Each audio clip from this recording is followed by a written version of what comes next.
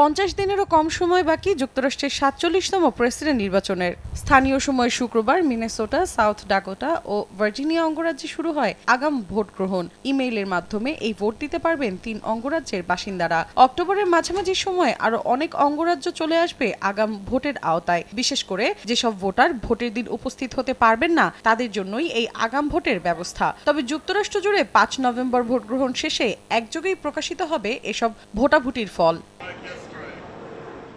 এই আগাম ভোট শেষ হবে 2 নভেম্বর। এরই মধ্যে রেজিস্ট্রার অফিস সহ অনেক কাউন্টিতে অন্তত একটি করে ভোট দেওয়ার বুথ খোলা হয়েছে।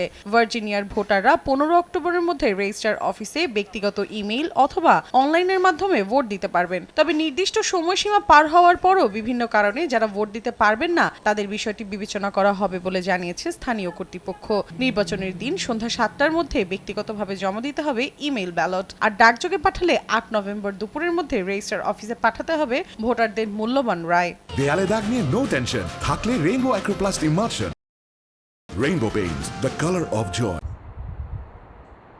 একই দিন স্থানীয় সময় সকাল 8টায় শুরু হয় মিনেসোটার মিনিয়াপোলিস শহরের আগাম ভোট গ্রহণ। এদিন ভোটারদের উপস্থিতি ছিল চোখে পড়ার মতো। বিভিন্ন বয়সের বাসিন্দাদের দেখা যায় আগাম ভোট গ্রহণ উৎসবে অংশ নিতে। I don't think we should have someone who is obviously crazy as president of the United States. That seems so clear to me. এদিকে নির্ধারিত কর্মঘণ্টার মধ্যে ব্যালট পেপার বা ইমেইলের মাধ্যমে স্থানীয় কাউন্টি অডিটর অফিসে ব্যক্তিগতভাবে ভোট দিতে পারবেন সাউথ ডাকোটার বাসিন্দারা। ব্যালট সংগ্রহের শেষ সময় 4 নভেম্বর।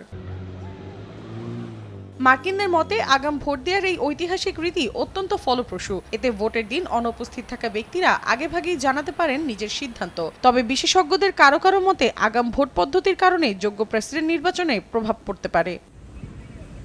মৌসুমীর সাথী, সময় সংবাদ।